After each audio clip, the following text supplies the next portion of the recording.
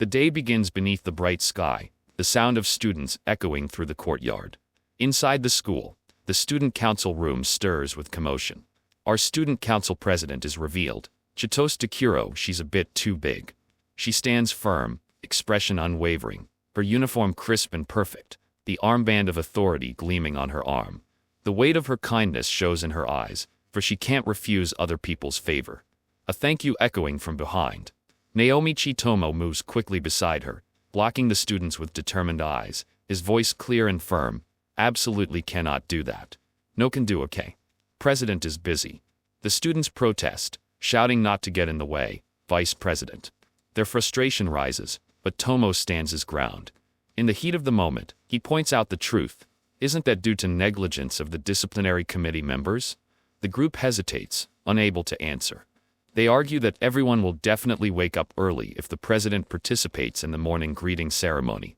Troubled because many students have been late to school recently. Chitose listens quietly, her expression calm yet serious, then replies softly, "It's not a problem, Tomo-kun."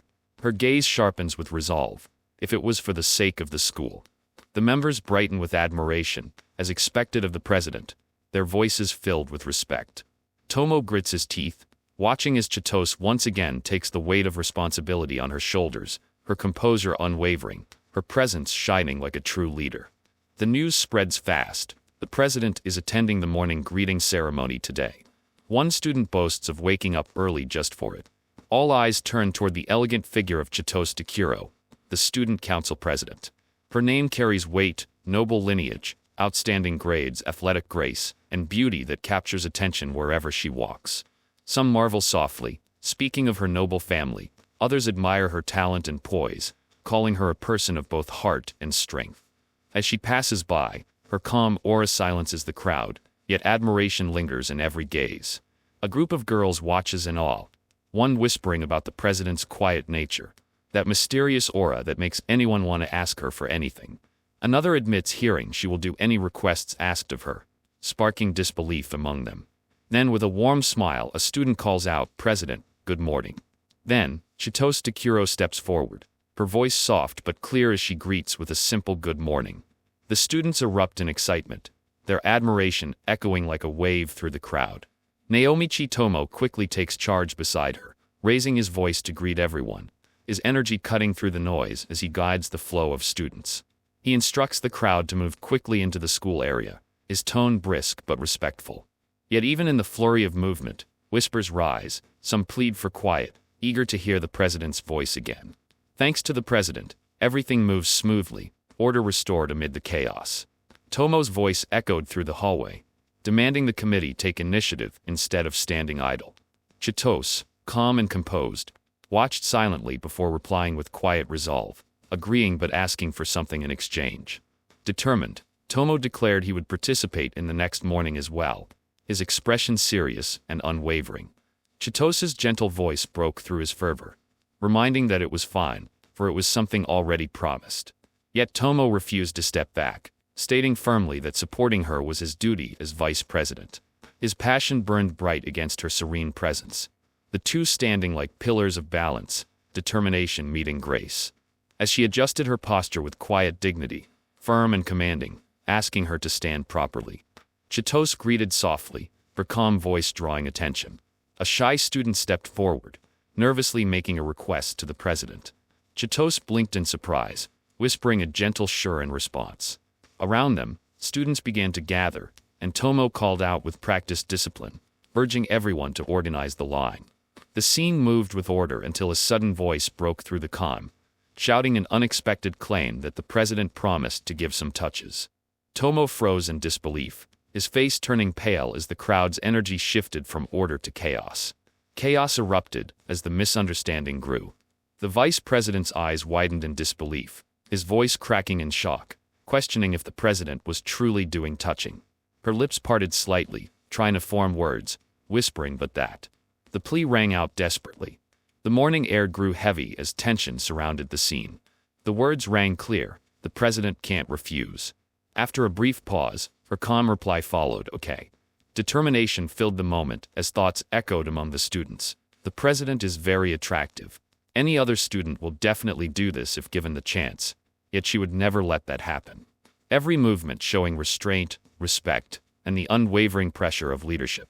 The moment turns chaotic as the president stands frozen, flustered and tense, while voices rise around her. It definitely won't be just touches echoes through.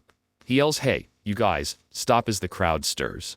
Some students watching whisper, "Really? She's so nice," and "Wow." The president, as the noise and tension fill the courtyard, turning order into complete disarray. The vice president rushes in, shouting what the heck happened while I wasn't around and calling them scumbags for taking advantage when the president can't refuse. The president stood as the symbol of dedication, always thinking about the school, unable to refuse any request. A determined voice echoed, vowing to protect her. Then, regarding the president, resolve filled the air. In an instant, a sharp motion cut through the silence. The crowd turned in shock as someone cried out, "Tomo-kun, what are you doing?" Their voices colliding with the rush of sudden chaos. Tomo burst forward, breath heavy with frustration, shouting that doing shameless acts such as greeting with a chest touch in school was absolutely breaking the rule. His voice carried across the courtyard, demanding that even the president should say no to such shameless requests. Yet the others only murmured that it was just a high five. Inside the student council room, a calm voice thanked the president, while outside, the echo of outrage grew louder. The vice president was yelling again, realizing with disbelief that they had tricked him. Thanks to the president's efforts, there were no late arrivals that day. The students gathered, voices filled with gratitude, thanking her warmly. With a gentle smile, she replied that being of any help, even a little, made her glad. Tomo crossed his arms, letting out a soft huff, remarking that the president never refused anything. A quiet chuckle escaped her lips as he turned away, muttering, "Well then," the air between them calm yet filled with quiet respect. The president thanked Tomo for helping with the request, her tone calm and sincere. He stood firm, replying that as vice president, it was only natural. She looked at him curiously, asking if that was truly what he wanted.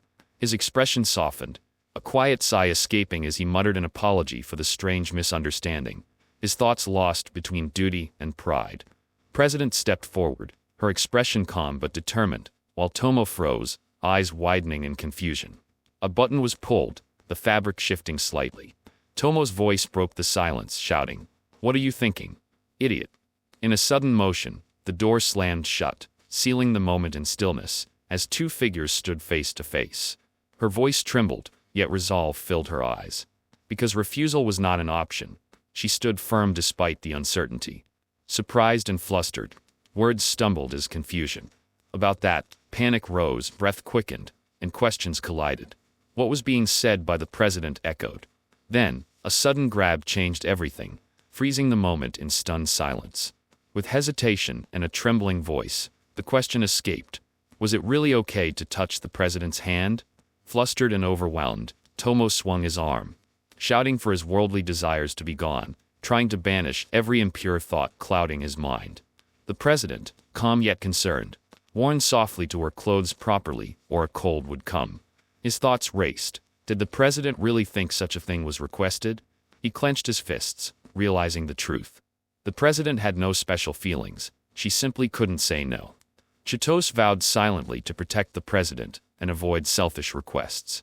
Her thoughts turned to Tomo, whose kindness lingered in her mind. She wanted to do anything that Tomo desired. Her heart trembled with warmth and confusion, the composure of the student council president giving way to something far more human. Chitose sat deep in thought, wondering how to get Tomo-kun to make an indecent request. Afterwards, Tomo stood beneath the rushing waterfall, enduring the cold splash and plop of the water during waterfall training. The student council brimmed with energy, its size almost overwhelming. As a member pleaded, President Chitose paused, her calm voice answering with a simple, quiet "all right." Known for her grace, she could never refuse another's favor. Thus began the story of the big president and the tiny vice president, an odd pair within the student council's daily rhythm. The day's request arrived. Many students were sleeping during class, and the council needed the president's help. Vice President Naomichi Tomo declared that such behavior was unacceptable, blaming late nights for their laziness. With pride, he claimed never to have slept at school, always going to bed by 10. President Chitose Takuro, calm and composed, listened in silence before answering. "If it helps the school," she said softly, determination glinting in her eyes. The next day, Tomo walked through the hallway humming, saying the students kept falling asleep in class, so he planned to set up beds in the multipurpose room and make it a nap room. A voice said that if anyone went there, the president would put them to sleep. Tomo froze, his mind racing. Chitose appeared, calm and gentle, saying just sleep, it's fine. Tomo trembled, thinking put to sleep meant sleep together, shuddering at the thought. He stumbled, realizing that if the president sleeps with anyone, there's no way to sleep, while she stood composed and steady beside him. Tomo panicked, realizing that if this continued until morning, the president would be in trouble. With determination burning in his eyes, he slid the door open, shouting a vow to protect the president. Racing through the hall, he accidentally collided with others, quickly apologizing as he pushed forward toward the multipurpose room. Inside, Chitose stood calm and composed, raising a finger to her lips, signaling for silence. Chitose stood before the sleeping students, her calm voice softly carrying a lullaby through the room, her tone graceful and steady as if casting a spell of rest. Every student fell asleep, the air growing quiet and still. Tomo entered, tense and uncertain, his steps cautious as he faced her. Realizing the meaning behind her song, confusion crossed his face, trying to understand her intent. Chitose looked at him gently, her expression softening as he admitted he came only because of worry for the president. Tomo stood firm, declaring that as long as the president remained safe, nothing else mattered. Chitose moved closer, her calm presence steady and composed. Leaning in, she whispered softly, her voice gentle as she told him he should sleep too. The words sent a rush of emotion through him, his face tense and uncertain. With a sharp motion, he stepped back, shaking his head and blurting that it wasn't needed. Chitose covered a yawn, wondering if studying too much for yesterday's class or listening to the president's lullaby made her suddenly feel sleepy. Fighting to stay awake, she whispered that she wouldn't sleep. Tomo stepped forward, saying he wouldn't trouble the president, but his steps softened as drowsiness took over. Chitose's eyes widened in surprise, her calm voice breaking the silence as she murmured his name, Tomo-kun. Tomo slowly opened his eyes, his mind hazy as he wondered if he had fallen asleep. His gaze lifted, confused by the sight before him, trying to understand what was in front of his eyes. Then, a calm and gentle voice broke the stillness. Chitose greeted softly, her composed expression steady as morning light touched her face. Tomo woke to find the president beside him, her calm gaze steady and her hands folded with quiet composure.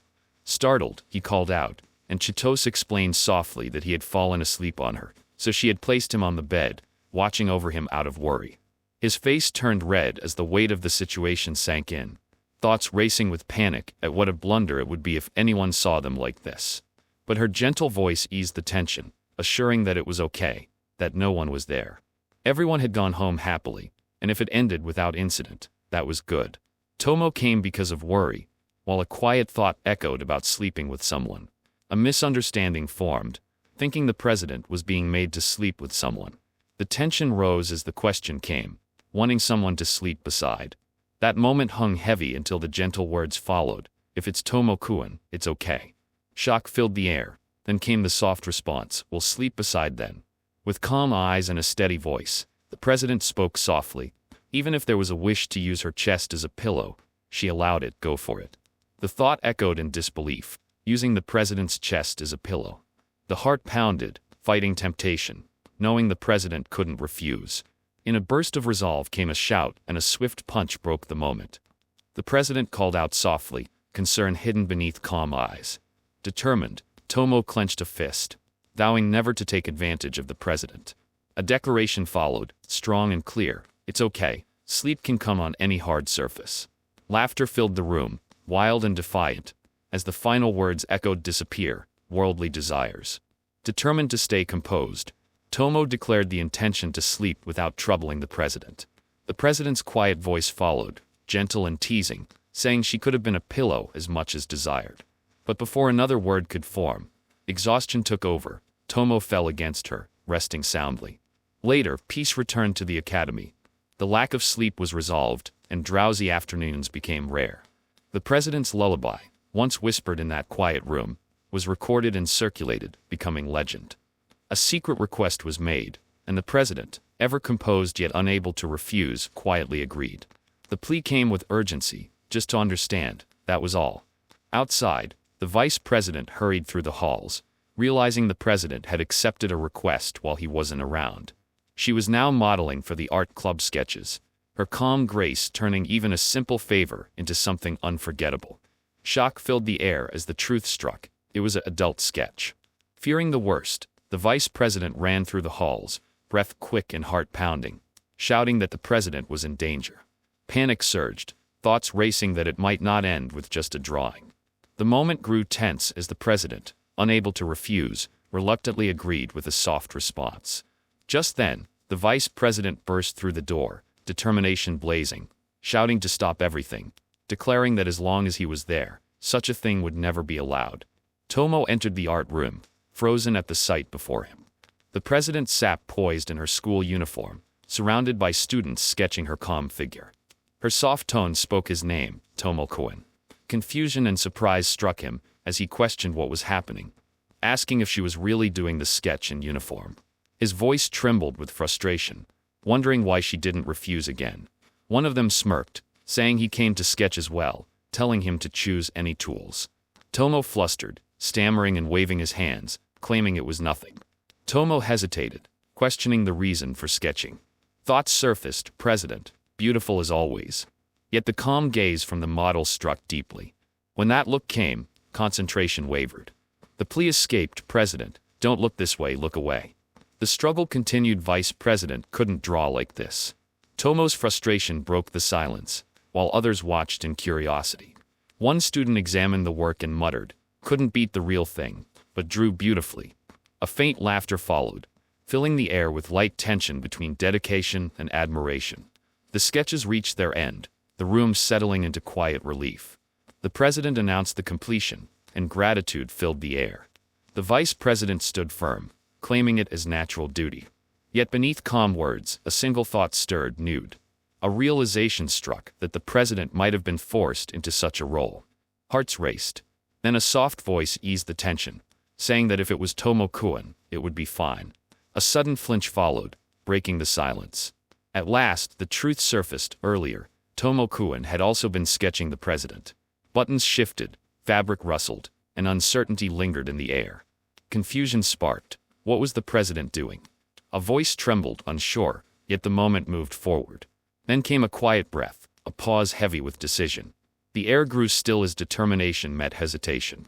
A calm voice declared the intent to become a model, followed by a quiet agreement, all right. Heartbeats echoed in the silence, heavy and uncertain. Thoughts raced, was this truly what it meant to be a model? The thought echoed, the president would not refuse. Whether the president undresses or not, such beauty could never be captured in a painting. There was no need to push any further, for some things transcended the canvas itself. The sketch was finished. The vice president walked away, declaring no interest in art, leaving only silence behind. Yet the president's eyes lingered on the paper, Tomo-kun's sketch. A quiet heartbeat echoed. The artwork was held close, cherished with a faint blush. It would be treasured, savored thoroughly, pressed gently to the chest. Naomichi Tomo slid open the door to the student council room, asking if the president was there. His eyes scanned the quiet space until he noticed someone resting on the couch. Curious, he stepped closer and muttered a small sound of surprise. The one sleeping over there was the student president herself. Chitose called out with a calm hey as Naomichi entered the room. Startled, he froze when she suddenly grabbed him. He pulled back, shouting that coming to the student council room after a long time and showing that attitude was too much. Naomichi burst out, demanding why such an attitude appeared after returning to the student council room after a long time. His voice grew louder, asking about responsibility as the student council secretary and shouting not to bring the pillow. Sayoki Washio, the student council secretary, sat calmly with a faint smile, her outfit loose and shameless in his eyes. When asked if it was something good, she replied she was doing the secretary's work, programming to create minutes from the audio yesterday. Chitose acknowledged her competence but hesitated, while Sayoki told them not to get so irritated. She teased, telling him to be nice and promising to tell something good. Sayoki leaned close with a mischievous smile, mentioning the president's color and such, catching everyone off guard. Chitose froze, her calm face breaking in surprise, while Saoki clung to her with a grin, saying just kidding. Naomichi looked shocked, thinking no way. She forcibly the president's, while stuttering that it wasn't out of curiosity. Saoki teased further, saying if curious, just ask. Chitose stood firm, addressing her calmly with, "Oh, Washio-san," bringing the tension back to order. Chitose stood tall, her calm voice steady as she said it's fine, while Naomichi called out, "President, the secretary is slacking off again." Saoki leaned close with a teasing smile, asking if it's fine not to come to the student council room every day, her tone light and playful. As laughter echoed, Chitose kept her composure, but Saoki's mischief didn't end there. She turned and announced that the vice president wanted to know the color of the president's panties, causing Naomichi to freeze and shout in panic. Saoki waved cheerfully, saying "see you," while Chitose, composed yet firm, called softly Tomo-kun. Chitose's sharp gaze met his as he stammered, "It's a misunderstanding, President." The president's eyes burned with quiet tension, her voice low and steady as she asked, curious about the color of the underwear. A sharp movement followed, her hand reaching out, grabbing firmly. The air grew heavy. The distance between them vanished, and with a calm breath, she whispered, "It's okay." The silence lingered as her gaze held firm, calm yet daring. Her voice carried a quiet challenge, steady as steel. She said to flip it through and see for oneself.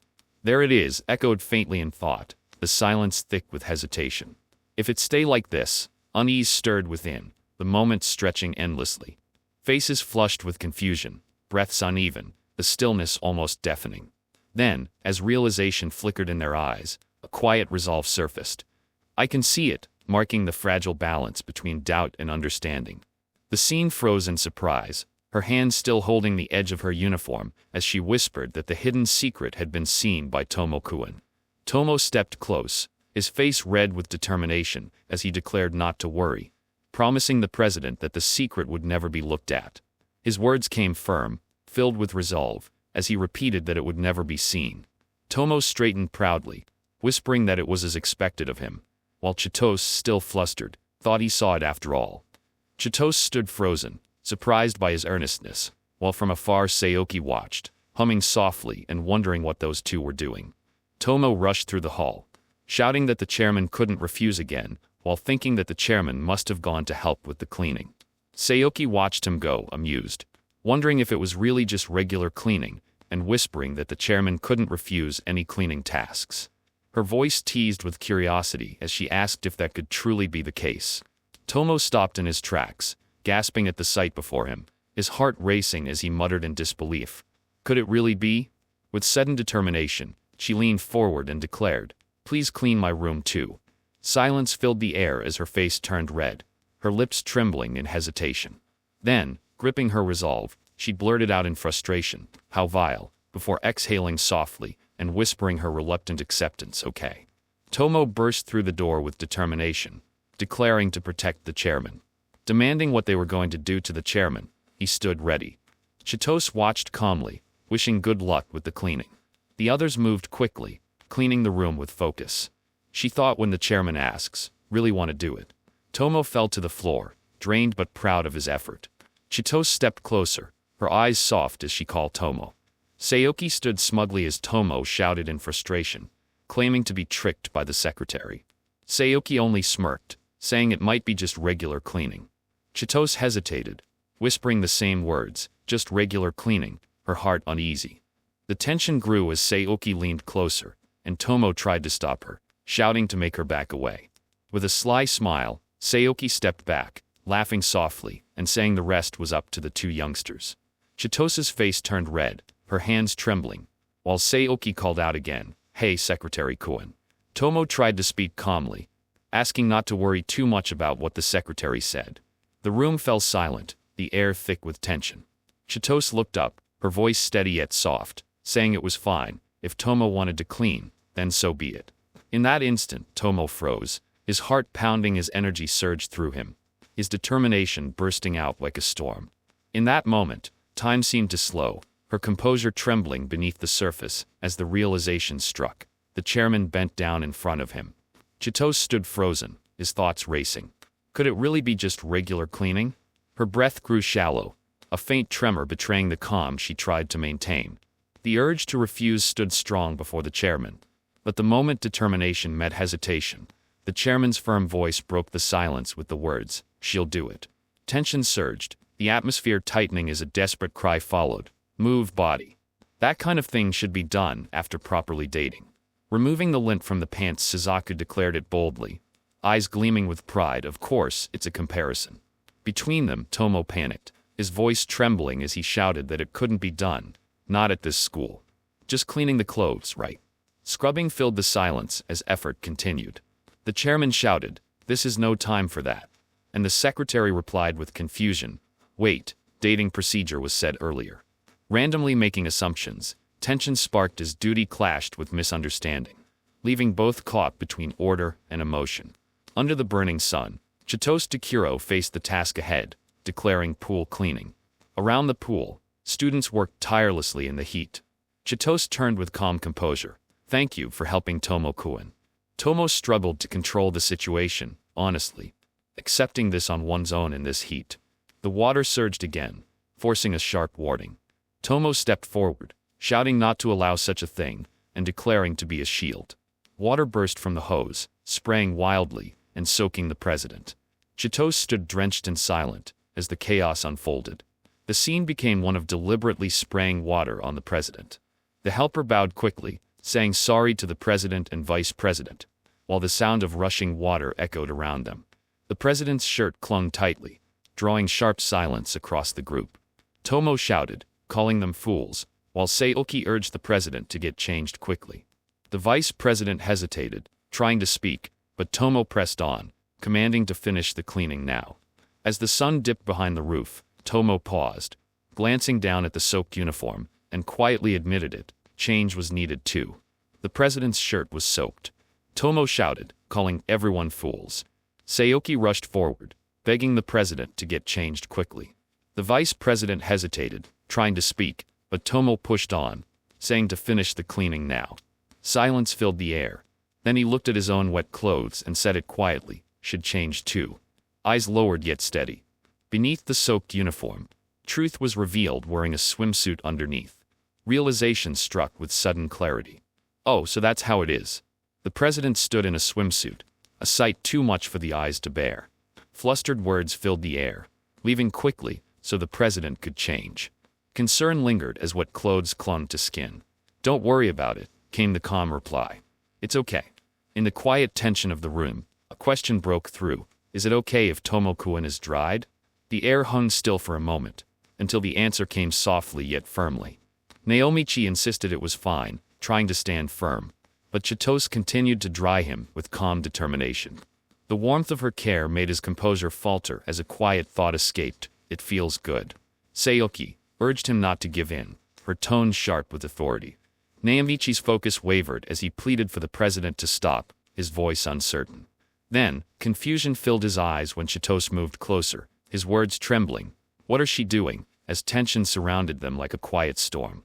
Chitose said staying in wet clothes would cause a cold, and told him to stay still.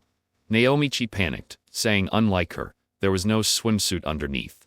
She moved closer, calm and firm, saying just stay still. His heart raced as he thought, if asking the president now, it could change everything. She reached out, saying help would be given to take them off, while he froze, unsure of what to do next. Tomo shouted with determination, refusing to believe a cold would come, declaring to go home like that. Chitose watched in silence, her heart beating fast, whispering that they were so close, just a little more and everything could have changed. The next day, Tomo lay in bed, shivering under the blanket.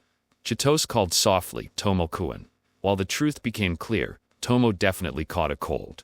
Rumors spread that Tomo was raised in a temple. A question followed, could he exorcise ghosts and such? He denied it, saying that even as a priest's son, such things were beyond him. Confusion filled the air, as he asked why the topic had come up. The answer struck fast. The president had been asked to perform a ghost exorcism. Shock echoed through the hallway, his voice breaking the stillness, demanding why that wasn't said earlier. They said the second-floor hallway whispered after dark, voices echoing through the empty air. Those who wandered there risked possession by a scary ghost. The silence of the corridor carried the weight of the tale. Fear crept between footsteps. An apology was whispered. Tomo was drawn into it. Yet reason fought back, declaring ghosts to be illusions, figments of imagination. The decision was firm: see nothing, end it there. A voice from the dark whispered, asking to use that body, and a quiet answer followed, okay. Then silence returned, and the president stood motionless, her eyes hollow, a presence now awakened within. The flashlight clattered to the floor, echoing through the empty hall. Then silence, broken only by a chilling shift. Her eyes gleamed, her lips curved with quiet intent. Tomo stared in disbelief, feeling something was not right. Chitose, the president, stood before him with a strange smile, whispering about a man's body as her eyes gleamed. His thoughts trembled, wondering if she was really possessed. Then came her unsettling words, saying it was correct, and that she would borrow this child's body for a while. Chitose leaned closer, her tone calm yet unsettling, asking what was being done to the president's body. Tomo struggled beneath her as she whispered, now, don't struggle. With a smile, she said the child had allowed her to use this body. Tomo's voice trembled, saying the president just couldn't refuse. Her gaze softened for a moment, her voice dropping to a murmur, so cute, before his panicked cry echoed through the room. Chitose's voice softened, assuring it was okay, her tone calm yet heavy with intent. She whispered that the child wouldn't remember anything while possessed, claiming this was the only chance. Tomo's breath trembled as confusion and panic collided, his voice breaking through the silence. Her movements grew closer, her words low, like this, with the president. Chitose stood calm, her presence serene yet commanding. Tomo's eyes widened, his resolve igniting as he faced her. With firm conviction, he declared that the body belonged to the president herself, not to be used or borrowed. Even if the president had allowed it, he shouted, he would not allow it. A surge of energy filled the room as Tomo pushed back with determination, shouting in defiance. Chitose stumbled, the impact sending a wave of force that shattered the stillness. Small and noisy, yet brave, such resolve was rare. To have someone care that much, it was a feeling that lingered even in silence. Chitose gasped and blinked as awareness returned, her breath unsteady. Tomo's voice cut through the haze, asking if the president was all right. Confusion filled her eyes as she murmured, what happened? She looked down, realizing the awkward scene before her. This isn't what it looks like, she stammered, her face flushed with embarrassment. Later, whispers filled the hallway, rumors spreading fast. They say a boy and girl were fooling around in the hallway after school. Suzaka stepped forward, her confident smirk unwavering as she asked if ready, then pointed straight ahead, declaring the challenge, fight me Dekiro Chitose. Chitose's calm eyes met hers, one hand resting on her chest as she answered firmly, all right. Word spread fast through the hallway. The president and Suzaka-san from the Majakwan group were going to have a showdown. Students whispered among themselves, they're both huge, aren't they? Which one do you think is bigger? Naomichi arrived just in time, eyes wide in disbelief, muttering what? The tension built, a showdown about who's bigger was about to begin. Suzaka declared it boldly, eyes gleaming with pride, of course, it's a comparison. Between them, Tomo panicked, his voice trembling as he shouted that it couldn't be done, not at this school. The tension in the gym rose as Naomichi burst through the doors, shouting to stop it, his voice echoing like a command. The sudden crash startled everyone, and Suzaka stumbled back with a sharp cry. Confusion filled the air as one girl gasped, wondering what that sound was, while another tilted her head, questioning if it was a hand sumo match. When asked if all right, she quickly answered yes. Suzakwin Kyuka, daughter of the Majakwan group, once supposed to become the student council president, stood trembling with tears in her eyes. Sniffling, she explained that it was just because happened to forget the deadline for the presidential candidate registration. Laughter filled the air as others reacted, pointing out that it was her fault, isn't it? She looked around, confusion flashing across her face. Suzaka stood tall, her presence menacing as Tomo froze and asked, who is that? Shock filled her eyes as Tomo nervously analyzed. They seemed to be about the same size as the president. But no, the president is still bigger. Suzaka's eyes sparkled as she stared ahead, her mind echoing the word cute. In her vision, Tomo appeared small and adorable, sparking a flood of thoughts wanting to hug him, to line him up with the dolls collected, to keep him close like one of her treasures. Her heart raced with excitement. With a curious tone, she asked his name. Tomo snapped, declaring himself as Tomo, the vice president, frustration in his voice. Realization struck her, and with a bright smile, she confirmed softly, "That's right, Tomo-kun." Suzaka's voice rang out with bold command, declaring, "Become mine." Tomo stood beside her, promising plenty of fluff and softness, his tone serious despite the absurdity. Chitose watched in quiet. Suzaka smirked, calling it an honor to be kept by her, proudly claiming the title of rightful student council president. Tomo struggled to break free, shouting to take away all the fluff and softness, his face flustered with frustration. Suzaka looked on, half amused, asking softly if it was fine, her calm composure contrasting the chaotic scene before her. Chitose stood silent, her eyes thoughtful, lips parting as emotion rose within. Tomo shouted with conviction, calling her an idiot, declaring there's only one true student council president, and that's her. Chitose's gaze softened, her hand clutching tightly as she whispered that the president is kinder than anyone, and someone who can't care for others could never beat the president. Suzaka trembled, her face burning as she watched the tiny guy speak, calling him so cute it made her heart race. Suzaka shouted in confusion, unable to grasp her reaction. Suzaka declared it a draw for the day, vowing someday to steal the student council president's position and take Tomo-kun too.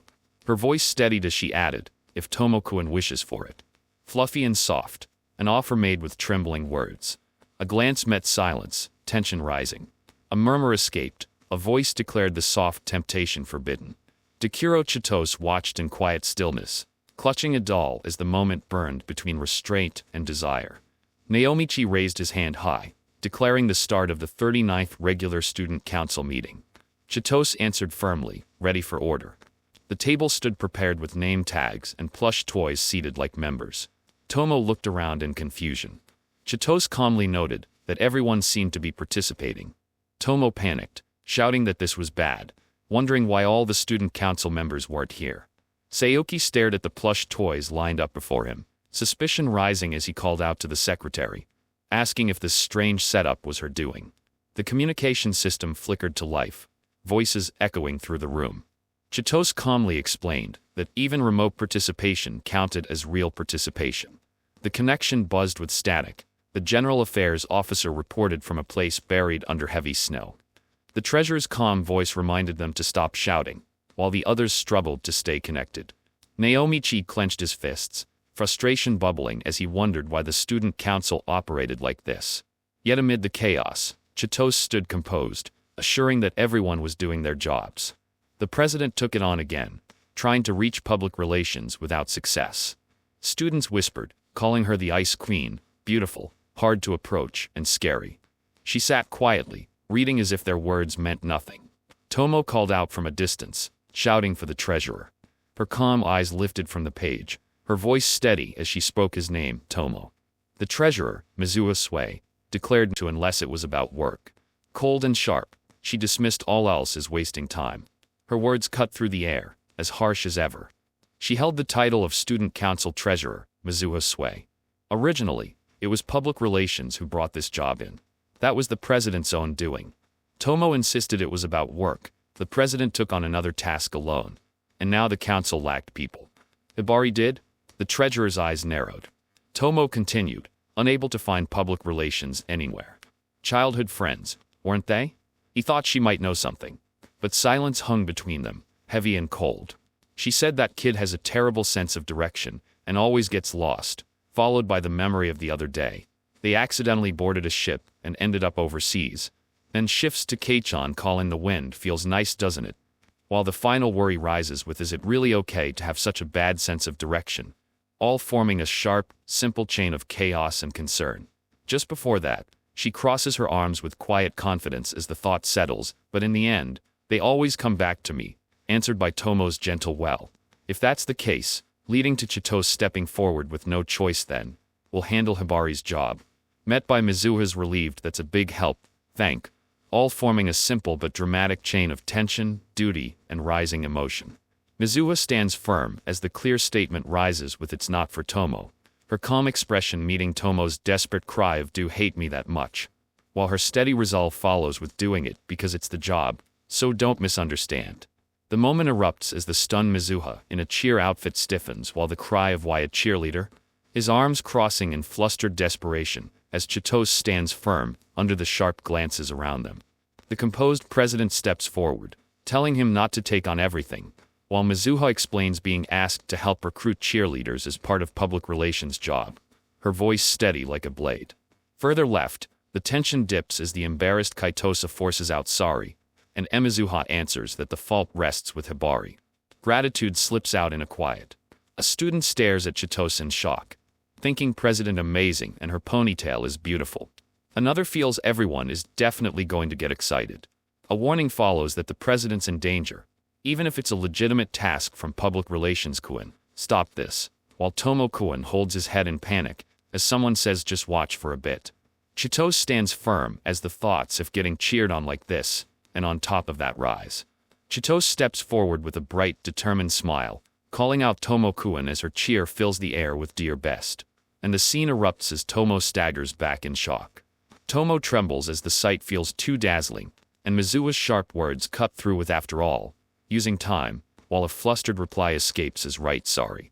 Whispers rise around them with hey. The Ice Queen is a cheerleader, and people are gathering around and Mizuha-san is, turning the scene into a growing stir. Energy erupts as a fiery girl shouts hey and grabs Tomo's head, demanding look at me too Tomo, her frustration bursting as Tomo freezes in shock. Her eyes soften for a moment with but, as the crowd swells, and the cheerleading recruitment sign stands tall. Mizuha unleashes a sharp challenge, asking if one can give it the best even without being cheered on. The stunned treasurer recoils with such harsh words and Treasurer Kuin, collapsing under the force of it. Tension swells as a certain group is getting excited, bursting into yoo-woo-woo, their voices rising like sparks in a gathering storm. The search begins with oh dear, where could this be, as the crowd buzzes around public relations Kuin.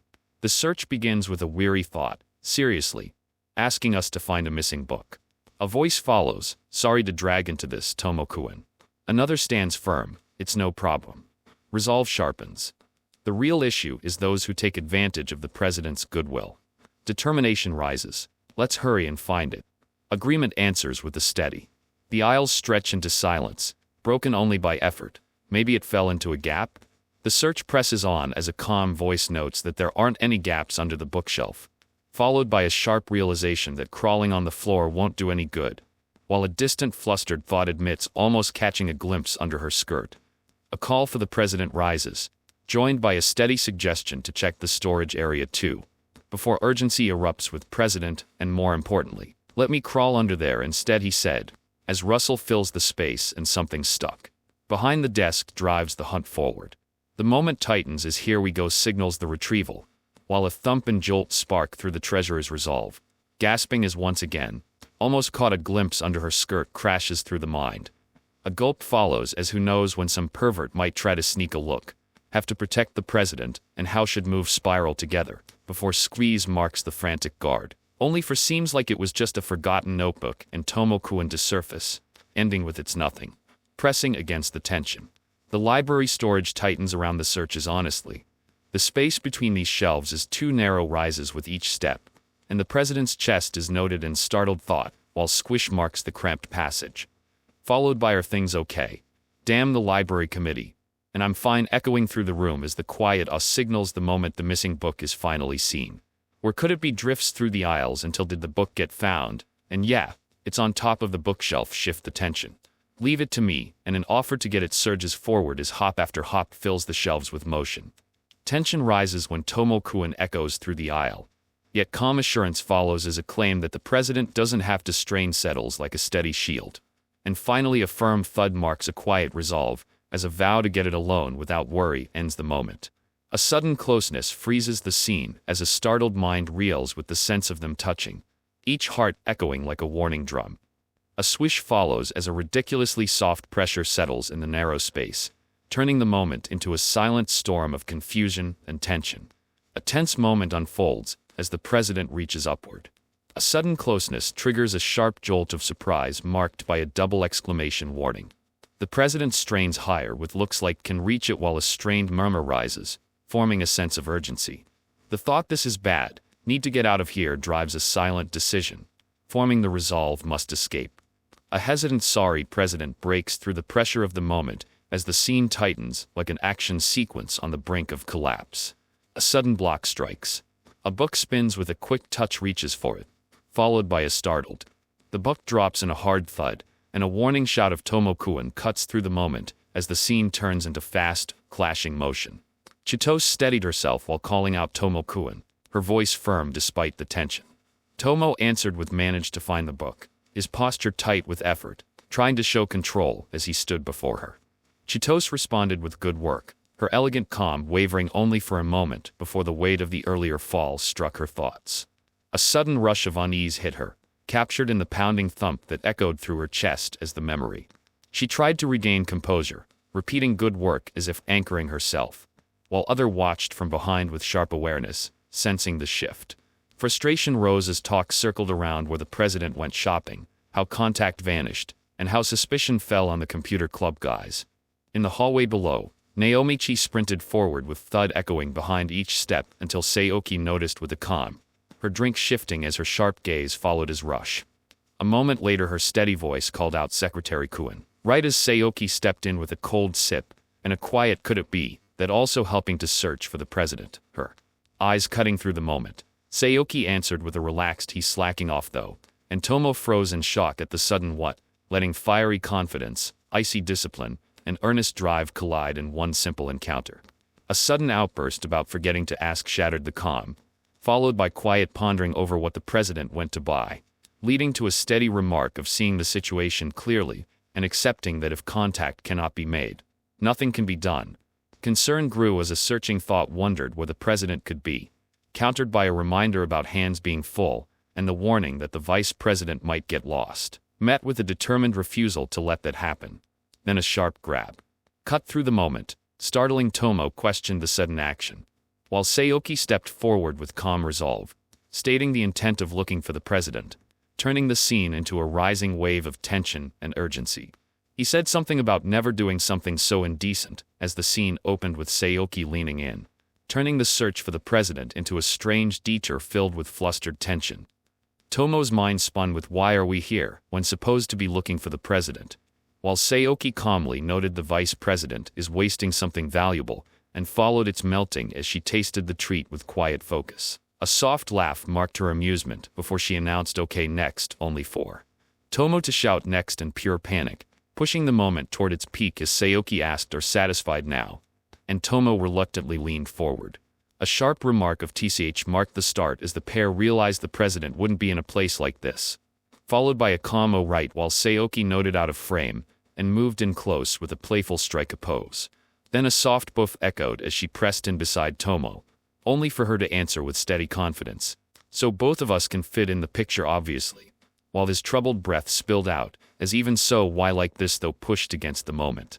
A sudden let's do it pushed the moment forward as Tomo was pulled into motion, only to stumble with a startled while Saoki steadied him from behind, followed by her light murmur, or getting excited delivered with teasing confidence, and his panicked and no not rising as a mix of surprise and embarrassment echoed through him. Their voices bright as one photo in Naomichi's hand showed vice president and secretary together, triggering the startled thought, is this really me? Tomo stared at the vending machine, tense, admitting not understanding these modern machines, when a sudden hi came from nearby girls. The girls stepped closer, saying trying to get to Asakusa but got lost, calling Naomichi so small and cute, like an anime character, asking Asakusa and guide while adding why don't we go on a date, while showing us the way. Saoki moved in with calm authority, saying here, let me help as Naomichi froze, struggling to speak. If it were an English test, he'd ace it, as teasing voices called Mo and Shota. Saoki calmly guiding the lost travelers, instructing them to take the Yamanote line from that station and transfer to the Ginza line at Ueno. The travelers reacted with ack and got it before offering a grateful.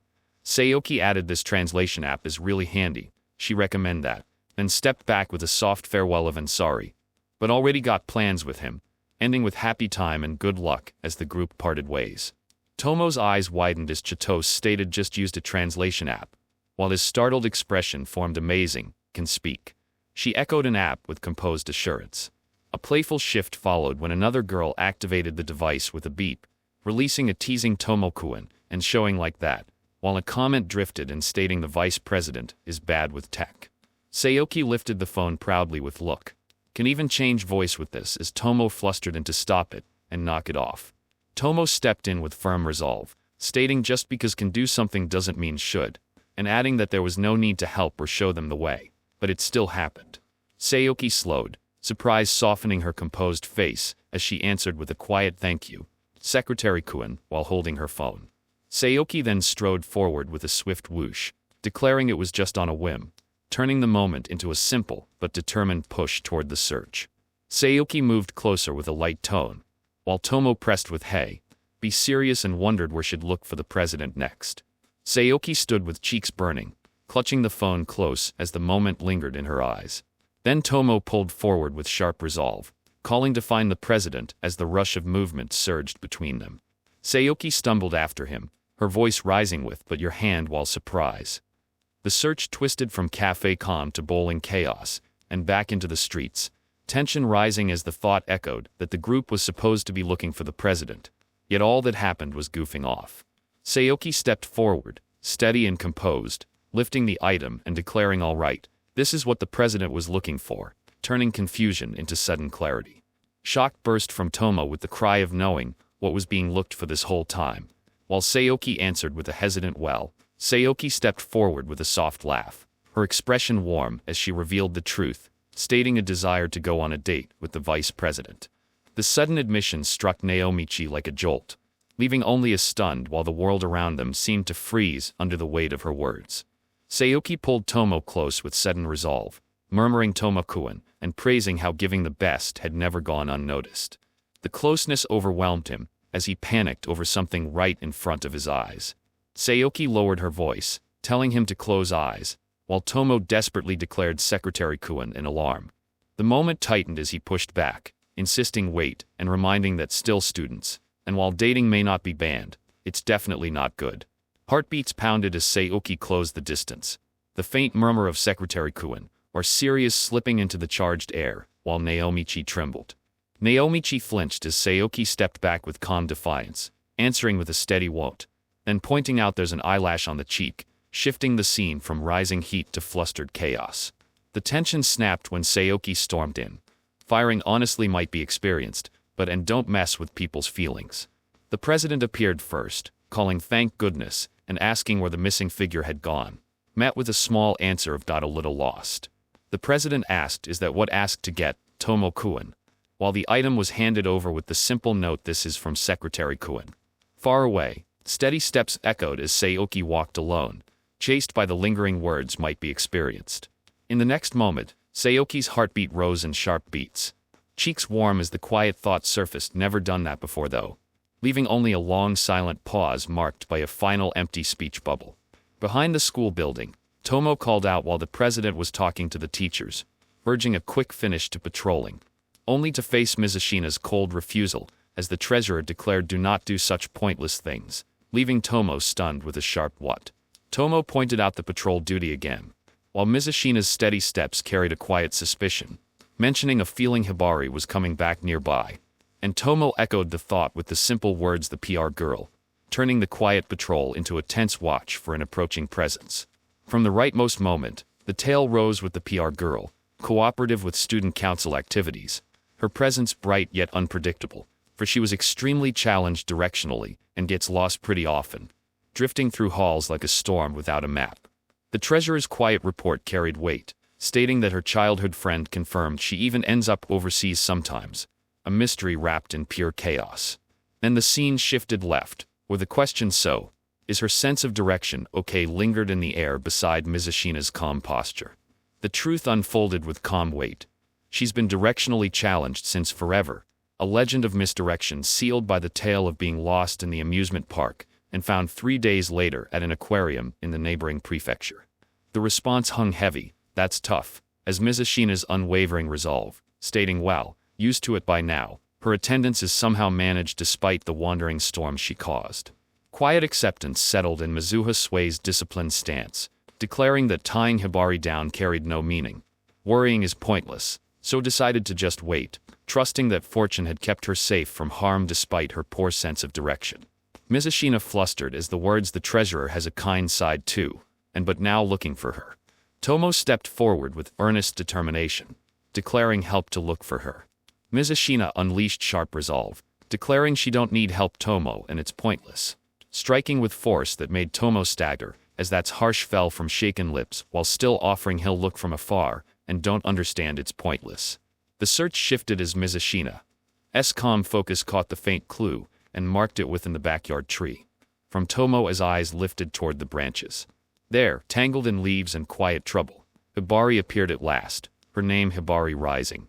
Ahead of them, tension rose as Hibari hung silently, caught in the branches and vines, her stillness broken only by a sudden jolt marked with a sharp exclamation. The moment shifted as Mizashina's sharp voice carried the name Hibara, pushing both into motion, their steps bursting forward with urgency. From the right, Tomo called out Hibari-san with sharp urgency, and stepped in with a firm promise to catch her.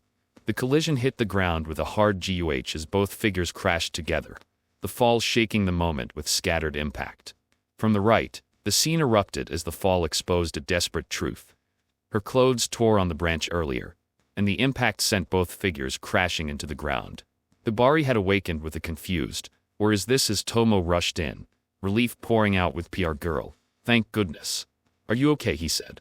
The title student council PR Makino Hibari settled over the scene like a spotlight.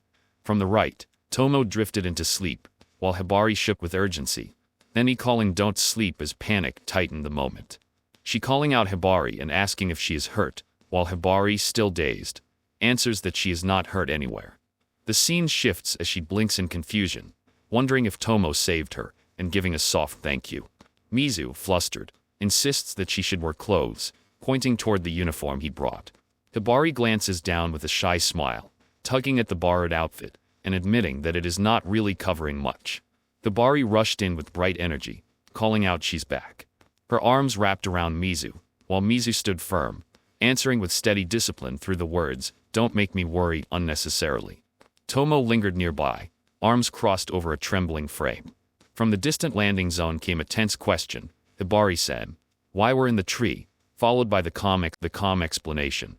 "While was getting a ride on a helicopter to come back here," and the firm reminder that it's pointless to ask beyond that. Wonder rose in the air with the quiet line, "How did survive?" echoing through the scene. Chitose and Hibari guided Tomo forward as gratitude spilled out in simple sincerity. "Thank for saving Hibari," while Mizu's soft pause of "well" marked the end of a storm that had shaken all three. Hibari stepped forward, admitting couldn't move at that time. Tomo responded with steady conviction. "That's not true," with the most worried about Hibari-san, revealing the depth of hidden concern. From the moment the tension rose, "It wasn't pointless," followed by a flustered admission stripped of self-reference, was with Tomo. The mood shifted when an apology arrived. Yet the storm only grew sharper as another voice tried to calm the rising misunderstanding with a strained "this is fine," while panic sparked the cry. A defensive stance formed with the desperate correction. "It's not what is thought, President." Crashing against the quiet attempt to settle everything, "It's okay as it is." From the rightmost panel, Makino Hibari stood with calm softness. The bear held close as the title student council PR, Makino Hibari, appeared, her quiet voice releasing the small whisper so anxious. Hibari gathered slow determination, stating the plan to put up the posters on the community center and the library, "Okay?" revealed Suzuka Miyako, stepping forward with fierce confidence, declaring he'll go too, her bold presence cutting through the stillness. Warm gratitude filled the air as Hibari offered thanks, her serene smile softening the moment. Bright weather filled the scene as Hibari walked softly beside Naomichi, his small comment good weather. The treasurer watched from behind with sharp focus, saying that if eyes came off Hibari she would get lost immediately, then warning that getting close to Hibari for no reason would bring danger, leaving a sharp mix of "stay close" and "I'll kill you" that formed a confused "which is it" in the moment. A bus rolled past, staring ahead with a quiet, and the scene ended with his simple thought that Hibari gets lost frequently, as the gentle Hibari continued moving with her soft, wandering rhythm. PR Rep Wait thundered through the street as Hibari drifted off again, moving with gentle steps until Tomo sprinted after her with fierce determination. Breathless huff filled the air while his frustration rose, calling out as the treasurer said, "She really wander off somewhere immediately," leaving him slumped over in exhaustion. Hibari bowed softly with a "sorry Tomo-kun," while he steadied himself, the two resting by the luggage as Hibari offered thanks for helping load the luggage, and spoke of "it's really tough with steps," met by his quiet "it's fine" and "seriously?" What a bother stirring across his face. Then her eyes brightened at the small gift in hand. Candy thank very much drifting from her lips as Tomo watched. Tomo and Hibari hurried toward the community center, her soft steps drifting ahead while his focus stayed sharp. Yet in a blink she was already gone. A man nearby pointed out that the girl in pink had left with a man in black who called out to her, sending Tomo into a tense rush as he tore through the doorway with a determined whoosh. His thoughts raced as the memory echoed. He said they were looking for a girl who could handle a large crowd, and the staff once explained they were short on girls who could handle large crowds, followed by a calm praise that she really helped us out. Hibari drifted through the busy crowd, murmuring sleepy, and there are so many people here, while Chitose noted that's true. Naomichi saw trouble rising, shouting this is bad, PR rep as he rushed forward, and pushed in with firm resolve, declaring PR rep, help now to steady the situation. A girl called out with gentle energy, everyone, let's sing and dance together. Then urged the group with let's play rock paper scissors together as the kids gathered around her with excitement. She watched with calm relief, thinking the kids seemed to have taken a liking to her, and remembering the big sister role called in sick. So there was worry about what would happen. She welcomed more voices with join in too. Tomo gathering as a voice called a little boy back, noting that handling a large crowd meant an event with children. Moving left, Tomo was swallowed by excited kids, shouting that he was a high school student as they clung to him. Beside them, girls stepped in gently, steady and calming, guiding the moment with Dance with Big Sister 2. The day ended with the poster successfully finished, a tired but steady moment marked by sorry for causing trouble, Tomo-kun. The weight softened as the truth surfaced. Spending today made it clear that the smiles of the grandma on the bus and the children came from a kind and thoughtful heart. The words struck deep, understanding now that a kind person stood there, even as protests claimed just causing trouble. The air shifted as worry rose gently, worry about too, urging so don't wander off on own. A quiet tremble followed, the final note landing with that's exactly why the treasurer worries about. Hibari as she stepped forward, her voice steady with will you walk me back to school. His nerves flared the instant her hand reached out, forcing out a startled your hand as he backed away, insisting that kind of thing isn't proper. Her eyes shimmered with heat, whispering but that way definitely won't get separated, her breath catching with ugh as the two walked on. A soft squeeze sealed the choice, followed by yay thank you as he straightened with all right. This is just duty to prevent from getting lost. Yet her quiet resolve pushed the scene onward, guiding them into motion as a distant call warned hey, already going the wrong way. The walk reached its quiet climax as the two arrived back. At the entrance, relief softened her eyes as she whispered well, made it, so it's time to let go of hands, turning the final grip into a calm release, closing a small journey carried by warmth, missteps, and the steady push toward safety. Moments earlier, a near stumble had swayed the pair toward the wrong bus, pushed by falling asleep on the way, and almost got on the bus going the opposite direction. Yet determination kept their hands linked until the path straightened. Her steps stayed bright, marked by a gentle hee-hee, and the thought that Tomo-kun's hand is warm, while his tense voice warned watch were walking as he tried to guide the pace. Warmth closed in as the girl embraced Tomo, her soft gratitude spilling out with the words thank you for walking back, Tomo-kun, tightening the moment around him as surprise flashed across his face. Far away, Tomo moved with nerves tightening in the chest. The thought if this keeps up the treasurer will kill echoing through tense footsteps, heart pounding as yesterday's memory refused to fade. The next day arrived, the calm secretary noticing Hibari isn't here and wondering, where could she have wandered off to, her steady gaze fixed on the empty seat. The calm council president stepped out with a quiet well then, excuse me, leaving the secretary behind muttering wasted my time again, while another member arrived breathless, declaring finished sorting with the accountant, huffing over stacked papers. A forgotten handbook caught attention with a soft as it lay alone on the table, its owner absent. The composed treasurer lifted it, stating Tomo-kun's student handbook is here, but he just left, and offered it forward with here, could you please deliver it to him? The quiet evening settled over the house. Tomo paused with a puzzled HM while wondering damn, where did my student handbook go? His sister called out with hey, brother and the door is ringing, irritation flashing across her face. A tired request echoed from deeper inside, sorry, could you get the door at Chizu, pushing her into an ugh, fine resignation. She stepped toward the entrance, opened it with a firm we do not want sales product, only for her voice to soften into a startled yes, as the door slide revealed an unexpected visitor. The door opened to reveal Chitose standing tall and composed, drawing a stunned thought of what an incredibly beautiful person. And so big too as her calm gaze settled on the scene.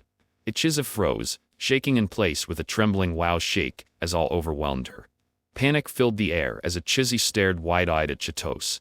Her thoughts bursting with Tomo-kun has turned into a girl while the towering president stood calmly at the door, prompting a shaken president to slip out of Tomo's mouth.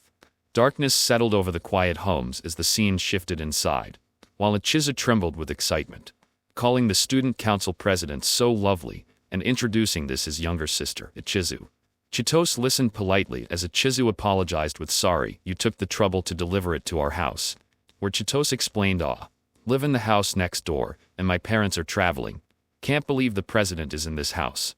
While a soft voice rose from beside them as Tomo's home, described simply as Tomo-kun's house really is a temple, held the quiet tension of this unexpected visit.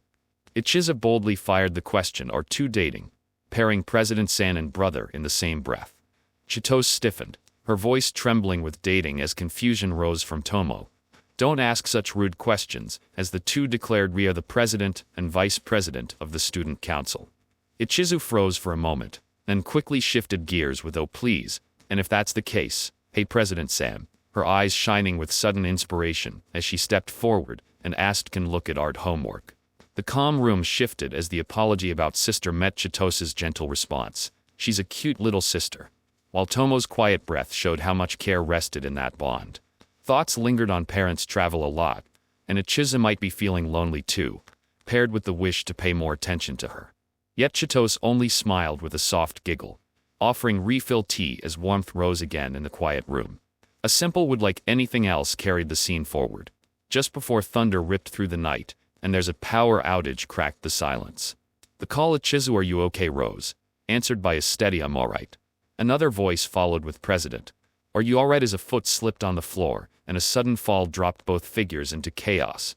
While the apology the president pressed through strained breath, a troubled thought formed. This feeling is bad.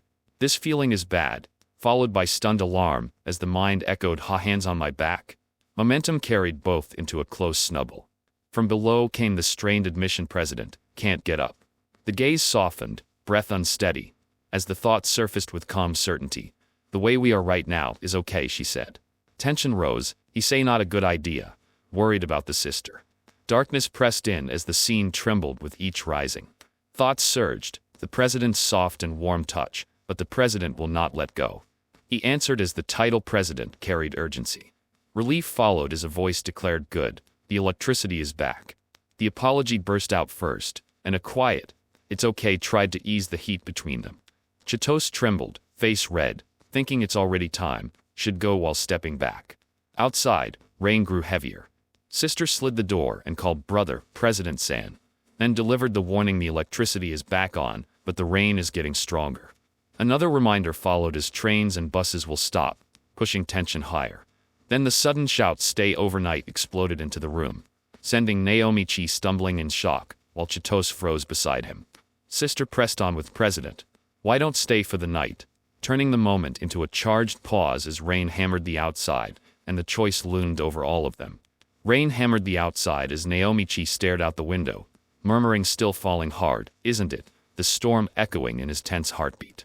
Chitose stepped into the home with quiet composure, answering with a simple okay while holding an apple, her presence filling the room with calm strength.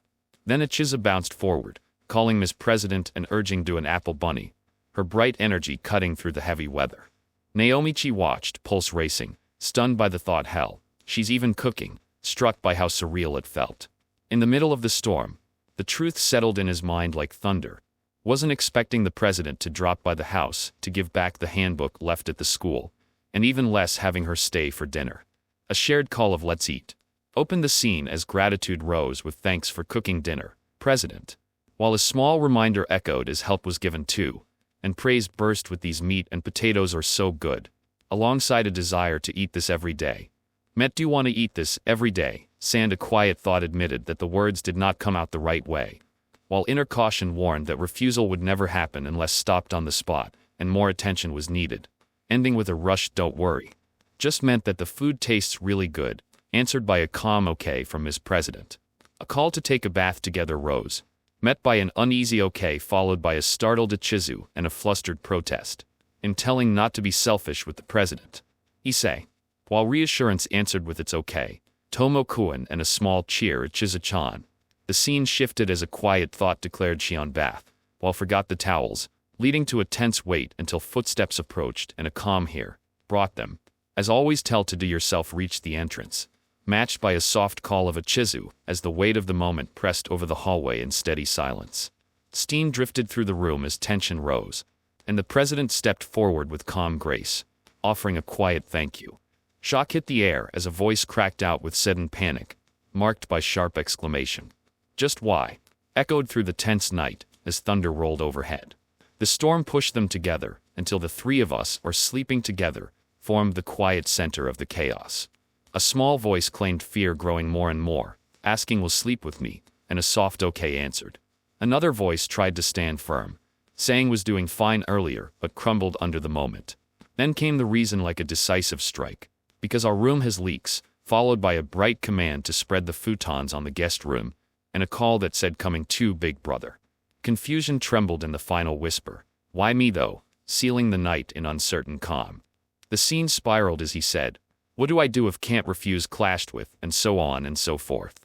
Tomo-kun stood in the quiet room, as it seems Ichizu has fallen asleep, and thanks for hanging out with her carried a calm weight. Gratitude rose further as got out of the way to bring the student handbook back in the first place. So grateful echoed like a steady heartbeat. Yet a new presence entered, the secretary revealing it was Washio who asked to do it, shifting the air with a sharp turn. A flustered breath formed wait, seriously as doubt flickered, followed by don't think so. The tension deepened when not only wouldn't refuse trembled from a guarded stance, only to meet a stern reminder. Should have turned down the student handbook. A determined voice declared she wanted to do that for him, stirring a startled response of for me.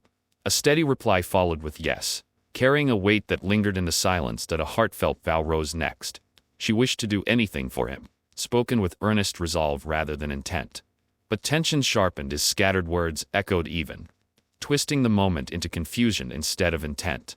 Shock broke the stillness when Tomo jolted upward, calling president in bewilderment, demanding what was that just now as the atmosphere shifted from quiet resolve into dramatic misunderstanding.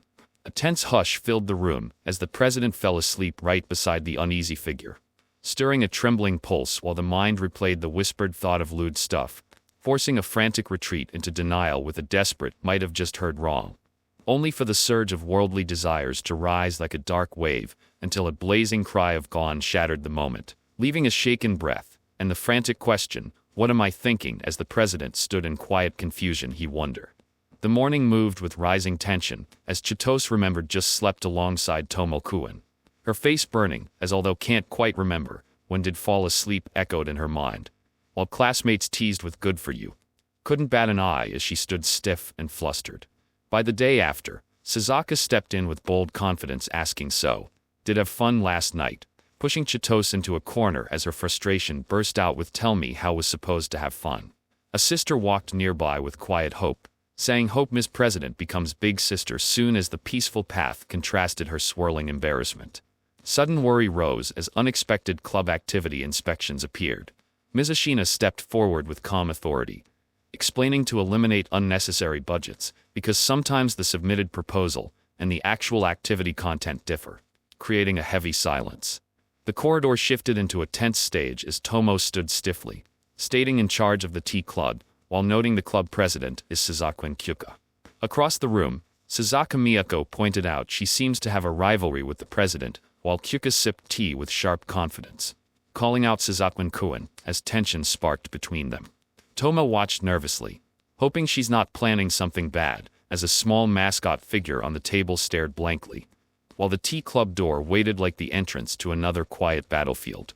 Excitement filled the room as Suzaku gleamed with delight, calling both Okwizans and Irisan so cute, while cheering that opening lots of snacks for the prizes was worth it, proudly mentioning a reserved limited edition color. Laughter followed with now it's my turn as the girls prepared their next pick. Shock deepened as the truth became clear in a single loud declaration. It's a doll of Tomo-kun, while I readjusted her glasses and tried to speak. Then a sudden reveal made the air tighten when a small plush dropped with a plop, prompting startled murmurs that Tomo-kun is Suzakun-san's favorite and the vice president of the student council. The moment began with a soft confession of instead of a do-it-yourself kit for home use, a handmade attempt was made, yet the arms fell off a few times during the process, raising the uneasy thought, is it weird, as the scene showed a girl slumped over a table, thinking this is beyond clumsy.